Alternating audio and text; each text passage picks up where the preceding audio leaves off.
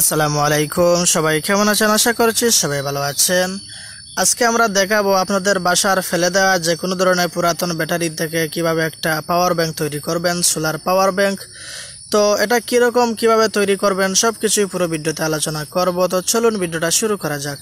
তার আগে একটি অনুরোধ, যদি আপনারা আমাদের চ্যানেলে নতুন দর্শক হয়ে থাকেন তাহলে সাবস্ক্রাইব করে পাশে থাকা বেল বাটন বাজিয়ে দিবেন, যাতে নিত্য নতুন ভিডিও নোটিফিকেশন পেয়ে যান।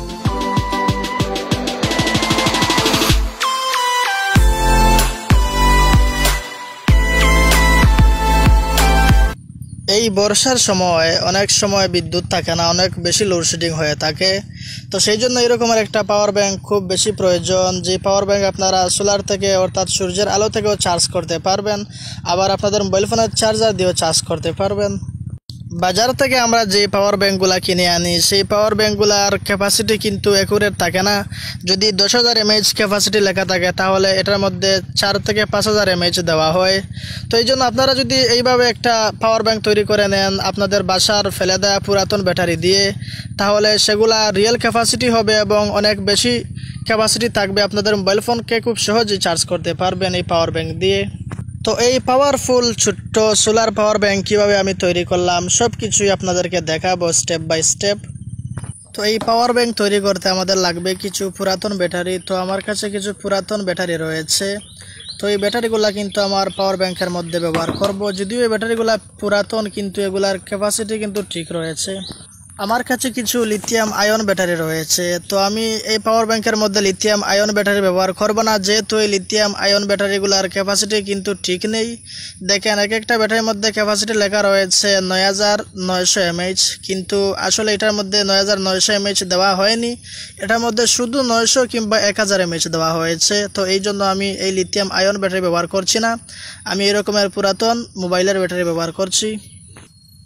এরপরে আমরা আমাদের এই পাওয়ার ব্যাংকের মধ্যে সোলার প্যানেল লাগাবো, সোলার প্যানেল ব্যবহার করব। তো এটা হচ্ছে 6 ভোল্ট ফরওয়ার্ডের একটি সোলার প্যানেল। তো এই সোলার প্যানেলটা আমরা আমাদের এই পাওয়ার ব্যাংকের মধ্যে ব্যবহার করব এবং একটি পাওয়ার ব্যাংক সার্কিট ব্যবহার করব। তো এই সার্কিট বা সোলার প্যানেল আপনারা কোথা থেকে কিনবেন ভিডিও শেষে বলে দেব এবং এগুলার প্রাইস কত হবে তাও বলে দেব। এখন আমরা আমাদের ব্যাটারিগুলার বোল্ট চেক করব যে ব্যাটারিগুলার বোল্ট ঠিকঠাক আছে কিনা। তার জন্য একটা ডিজিটাল বোল্ট মিটার নিয়ে নিলাম। তো আমরা বোল্ট মিটারের নেগেটিভ এবং পজিটিভ আমরা ব্যাটারির নেগেটিভ এবং পজিটিভের মধ্যে লাগাই দিলাম। তো দেখতে পাচ্ছেন আমাদের ব্যাটারির মধ্যে প্রায় 4 ভোল্টের মতো রয়েছে। তো এইরকমভাবে আমি প্রত্যেকটা ব্যাটারির বোল্ট চেক করে নিলাম। তো দেখলাম ব্যাটারি বোল্টগুলা ঠিকঠাক রয়েছে। যদিও ব্যাটারিগুলা পুরাতন ব্যাটারি, তারপরেও এই ব্যাটারিগুলার বোল্ট এখনও ঠিক রয়েছে। তো এখন আমি গ্লুগানের মাধ্যমে 3টি ব্যাটারিকে একত্রিত করব। তো আমি পরিমাণ মতো গ্লুগান দিয়ে ব্যাটারিগুলোকে একত্রিত করে নিচ্ছি। তো গ্লুগান দিয়ে ব্যাটারিগুলো লাগিয়ে নিলাম। এখন আমরা এটাকে জ্বালাই করব। তো এটার মধ্যে যে নেগেটিভ এবং পজিটিভ রয়েছে আমরা 3টা ব্যাটারির নেগেটিভ একত্রে জ্বালাই করব এবং 3টা ব্যাটারি পজিটিভ একত্রে জ্বালাই করব। তো আমি সোল্ডারিং আয়রনের মাধ্যমে সোল্ডারিং করে নিচ্ছি। তো আপনারা একটু সাবধানে সোল্ডারিং করবেন, এইরকমের ব্যাটারি সোল্ডারিং করতে অনেক সমস্যা হয়। তো আমি সোল্ডারিং করে নিয়েছি, জ্বালাই করে নিয়েছি এবং 2টা ওয়্যার বের করে নিয়েছি। তো এবার যে জিনিসটা লাগবে সেটা হচ্ছে পাওয়ার ব্যাংক সার্কিট। তো এটা হচ্ছে একটি পাওয়ার ব্যাংক সার্কিট, 3টি আউটপুট। তো এই power bank circuit battery volt boost করে থাকে, সাধারণত 3.7 ভোল্ট থেকে 5 ভোল্ট পর্যন্ত বুস্ট করে। আর আমাদের মোবাইল ফোনগুলো চার্জ করতে 5 ভোল্টই লাগে। তো এই পাওয়ার ব্যাংকের সার্কিটের মাধ্যমে আমাদের 3.7 ভোল্টের ব্যাটারিগুলা 5 ভোল্ট সাপ্লাই দিবে। তো এই পাওয়ার ব্যাংক সার্কিটটা যদি আপনারা নিতে চান তাহলে online purchase link video description বক্সে দিয়ে দেব। এবার আমরা গ্লুগানের সাহায্যে আমরা এই সার্কিটটাকে ব্যাটারি এখানের মধ্যে বসাবো। তো আমি পরিমাণ মতো কিছু গ্লুগান দিয়ে দিচ্ছি। তো গ্লুগান দিয়ে আমরা এই পাওয়ার ব্যাংক সার্কিটটাকে এখানে আমরা সুন্দর করে বসাবো। তো অল্প সময়ের মধ্যে আমি যতটুকু সুন্দর করার চেষ্টা করা যায় আমি চেষ্টা করতেছি, আপনারা বাসার মধ্যে আরও সুন্দর করে চাইলেও এটাকে তৈরি করতে পারবেন।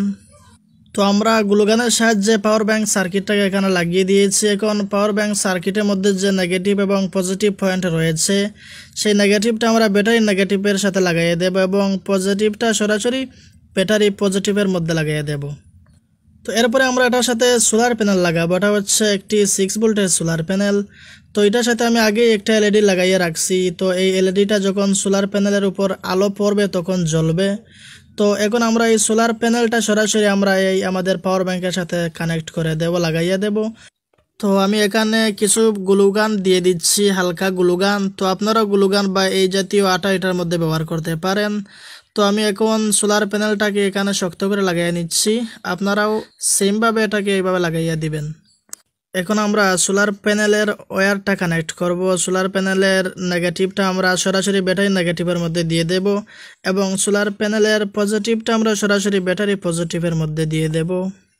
তো ফাইনালি আমাদের পাওয়ার ব্যাংকটা তৈরি হয়ে গিয়েছে। এটাকে আমরা সম্পূর্ণভাবে প্রস্তুত করে রেখেছি। এখন এটা দিয়ে আমরা মোবাইল চার্জ করতে পারবো।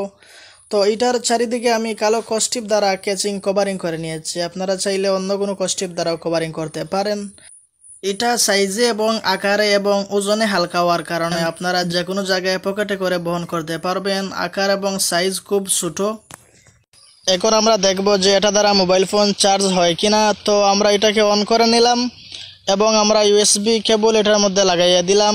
তো ততক্ষণে আপনাদেরকে বলি যে এটা তৈরি করতে আমার সর্বমোট কত টাকা খরচ হয়েছে। তো এটা তৈরি করতে আমার সর্বমোট 200 টাকা খরচ হয়েছে। তো এটার পাওয়ার ব্যাংক সার্কিটের দাম হচ্ছে 70 টাকা এবং এটার মধ্যে যে সোলার প্যানেল রয়েছে এই সোলার প্যানেলের দাম হচ্ছে 130 টাকা। তো সর্বমোট আমার 200 টাকা খরচ হয়েছে এটা তৈরি করতে।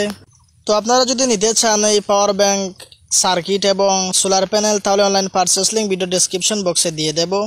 তো দেখেন আমাদের মোবাইল ফোন খুব সহজেই চার্জ হচ্ছে। তো এইভাবে আপনাদের হাতের স্মার্টফোনগুলোকে এই পাওয়ার ব্যাংক দ্বারা চার্জ করতে পারবেন। তো ভিউয়ার্স, এই পর্যন্তই ছিল আজকে আমাদের ভিডিও। যদি ভিডিওটি ভালো লাগে তাহলে একটি লাইক দিয়ে দিবেন, আর যদি অলরেডি সাবস্ক্রাইব করে থাকেন তাহলে অসংখ্য ধন্যবাদ। আর যদি এখনো সাবস্ক্রাইব না করে থাকেন তাহলে সাবস্ক্রাইব করবেন।